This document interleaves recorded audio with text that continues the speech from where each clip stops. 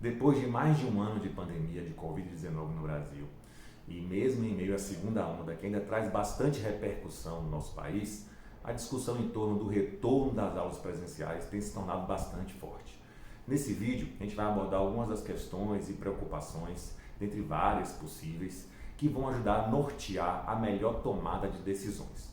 A primeira questão importante que foi verificada é que nos diversos estudos que foram realizados em 2020 e 2021, se demonstrou que a transmissão da doença entre as crianças, principalmente as crianças menores, é uma transmissão que ela é muito diminuída. A gente já sabia que a Covid-19 na criança ela tinha poucas repercussões, né? A Covid-19 na criança ela é mais leve mesmo. E esses estudos demonstraram que além de ter uma manifestação mais leve, a transmissão entre as crianças também ela é uma transmissão muito menor quando se compara com adultos, principalmente quando as crianças têm pouco ou nenhum sintomas. Crianças menores transmitem menos. Por outro lado, crianças menores são mais difíceis de controlar na sala de aula. As crianças maiores e adolescentes, principalmente os adolescentes, passam a transmitir de modo parecido com os adultos. Por outro lado, controlar essas crianças maiores e adolescentes com relação a distanciamento social é uma coisa que é mais fácil, o que traz esses dois lados da moeda quando a gente fala de crianças maiores e crianças menores. Uma outra questão importante tem se dado em torno do aumento do número de crianças com transtornos psicológicos decorrentes do isolamento na pandemia. Então, muito mais crianças procurando consultórios com quadros de ansiedade, depressão, hiperatividade e outras consequências nocivas do uso excessivo de televisão, celular, tablets, enfim.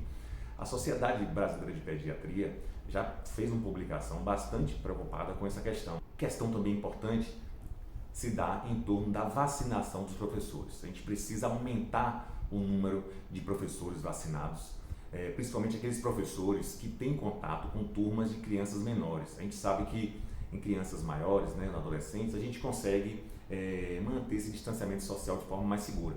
Mas naquelas turmas de crianças menores, muitas vezes os professores têm que pegar a criança no colo, estar bem próximo para ajudar na refeição, ajudar para ir no banheiro, ajudar nas próprias brincadeiras, enfim. Os professores estarem vacinados é fundamental neste planejamento de retorno às aulas. Planejamento estrutural, higiênico e sanitário das escolas. As escolas precisam se preparar para essa nova realidade, tanto no que se refere a maior arejamento das salas de aula, disponibilidade de locais com álcool em gel para uso pelos funcionários, professores, estudantes, planejamento pedagógico para a inclusão de matérias relacionadas à promoção de saúde para os estudantes, para os funcionários e até para os próprios pais também. Essa orientação da escola vai ser muito importante nesse processo de educação em saúde. É importante que os pais também sejam orientados para que não mandem seus filhos para a escola com sintomas. Se a criança tem sintoma, é melhor ficar em casa, aguardar melhorar para depois ir para a escola. Os professores e cuidadores nas escolas também têm que estar preparados para identificarem aqueles alunos que estão com sintoma ou até pequenos surtos que venham a surgir em determinados grupos ou salas.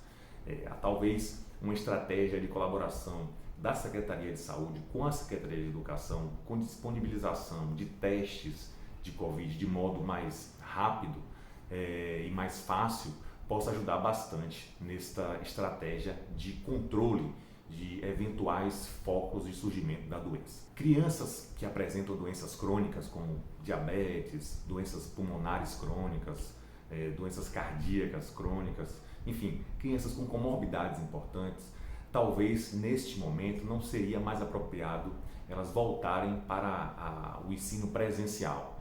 A depender de como esteja planejado esse retorno às aulas, essas crianças nesse primeiro momento poderiam ainda continuar no ensino remoto e no momento posterior ser melhor planejado a partir de um maior número de pessoas vacinadas e de um controle maior na taxa de transmissão da Covid, essas crianças sim retornarem para a sala de aula. Vai ser importante também se pensar sobre o transporte público.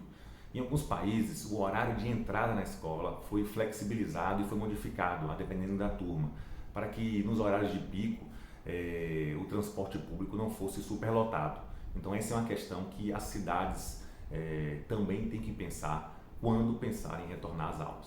Nos países que retornaram às aulas presenciais nas escolas, os eixos norteadores se basearam na tentativa de distanciamento social nas escolas, no uso de máscaras quando possível, na preparação e planejamento da equipe da escola para a recepção desses novos alunos e no uso do álcool em gel. Dificilmente a gente vai conseguir adotar uma decisão homogênea para todo o país. Cada região, com sua particularidade, vai ter que considerar questões relacionadas ao transporte público, à transmissibilidade local do vírus, à ocupação hospitalar, enfim, são diversas as questões que precisam ser avaliadas em cada região para que melhores decisões estratégicas sejam tomadas. Talvez a melhor forma de se tomar melhores decisões seja com a participação tanto dos gestores locais quanto de associação de pais, organizações da sociedade civil, locais, enfim, o maior número de pessoas interessadas em participar desse processo de retorno das aulas,